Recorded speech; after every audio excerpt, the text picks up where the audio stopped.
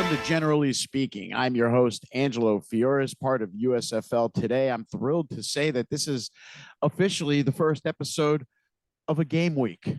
It's been a long, cold off season, but here we are, you guys. We're heading into Saturday, right around the corner, and I'm thrilled to welcome my first New Jersey General of the regular season, offensive lineman Brandon Haskin. Brandon, welcome to the show. How you doing? Hey, thanks for having me, man. I'm thrilled to be here. Thanks for coming on. I'm thrilled that you are here. Let's talk about that long, cold off season. How was yours? Oh man, it was great. It was really like the first time I was able to really get a real off season in without having a phone call like, "Hey, the draft is a month away. We need you to get ready." So it was a good thing. What was it like having an off season where you knew where you were going to be the next spring? Oh man, it was good because I was able to focus on everything that I knew was going to be coached up on. So it was a great thing to be ahead of the game. Understanding the scheme and knowing what was going to be expected of you allowed you to have a more focused workout program, Brandon? Yeah. I was definitely more focused on what the game plan was going to be this year because this is really kind of the same. Few little wrinkles in there. So, not too many differences from last year's run scheme to what's been going on in camp this year, then? No, not nothing different. Same Uh, thing. Same thing. What's it like walking into a locker room, Brandon, where second year in a row, same Huh? team, right? That's new from a professional standpoint for you. So, what's it like walking in the locker room where it's the same team from the year before? You know a lot of the guys. How's that feel compared to any other year you played?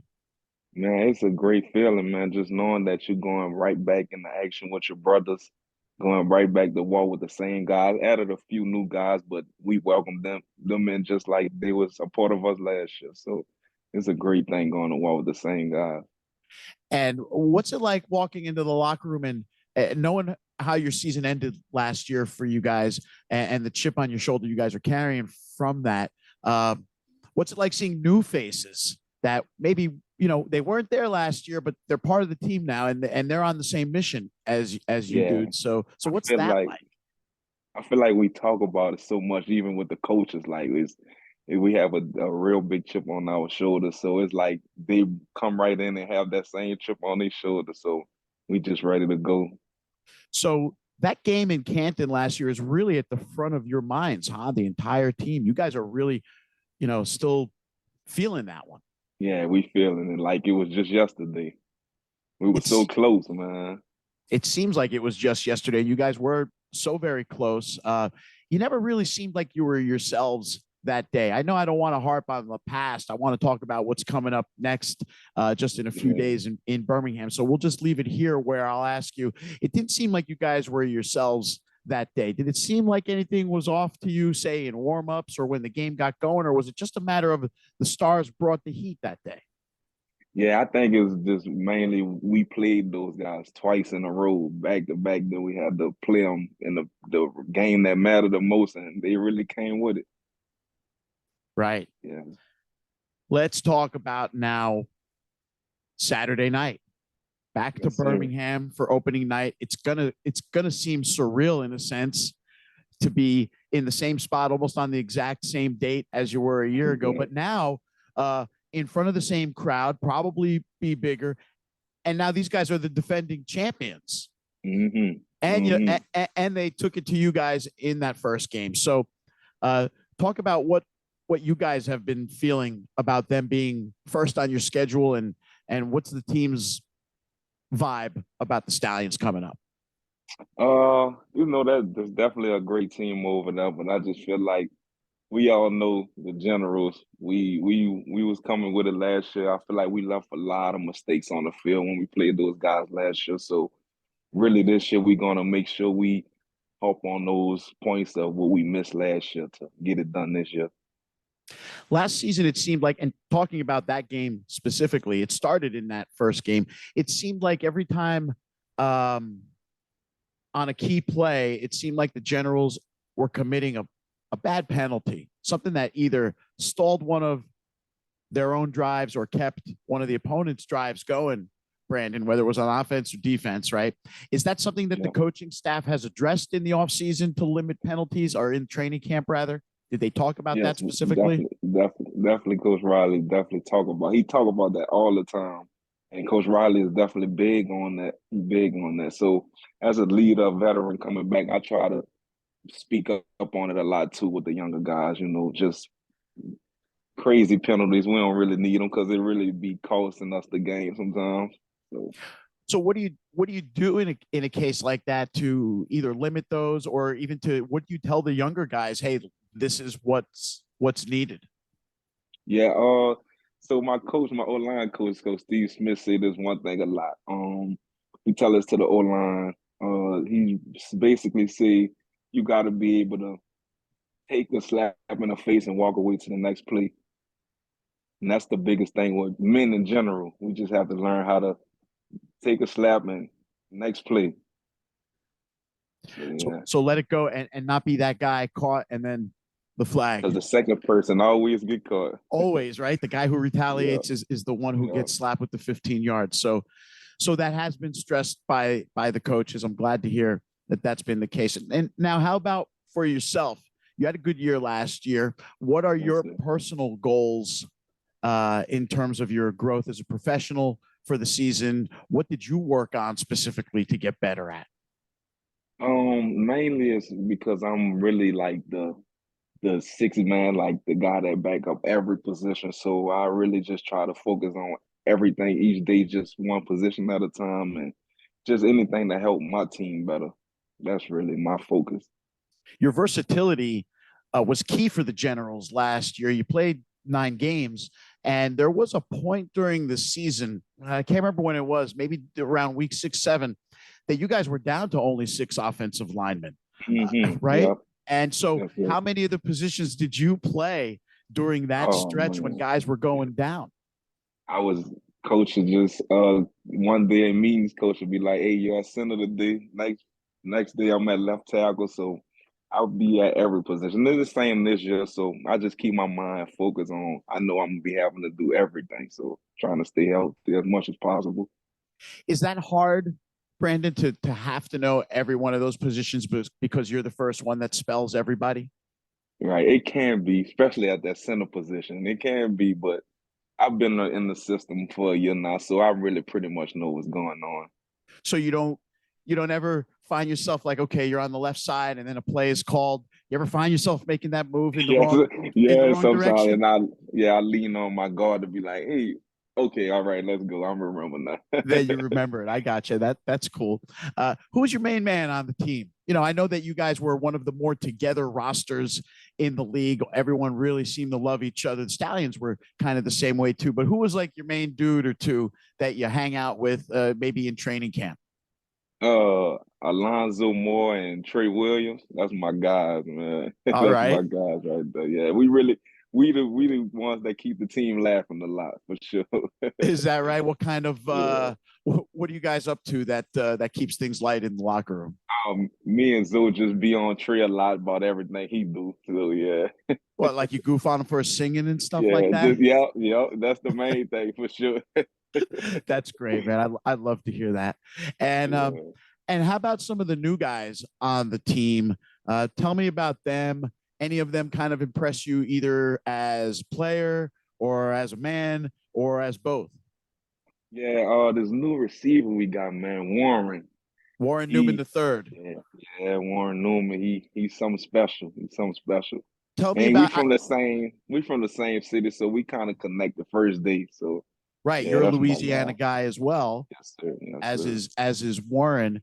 Tell me a little bit about it. I've interviewed him. I've spoken with Warren right after he signed. I did have a chance to speak with him, and he's a really Oh, nice okay. kid, right? Yeah, he really is. Really laid back. Don't say too much. Hard work to come to work every day. I've seen a couple. He really remind me of Turpin. I Put him in the same category, but he definitely remind me of Turpin. So you're in practice. You see him in action. He reminds you of Turp. Are they kind of slotting him in those same kind of areas in the package? I would Yeah, imagine they are, yeah, right? yeah, yeah. Has he been returning punts or kicks too? hmm Yeah, we do it all. I can't wait to see that guy in action. Yeah, I can't wait to see him either, man. It's gonna be great. And how about on the offensive line? Any of the new offensive linemen strike you as someone who's really fitting in greatly?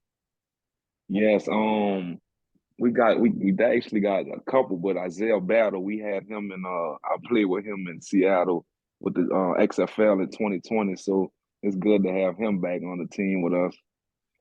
Yeah. Right, and that's nice because even though he's new to the Generals, you've played with him, so there's some understanding of each other's Uh-huh. skill and tendencies, and you just have played together, so you have some chemistry.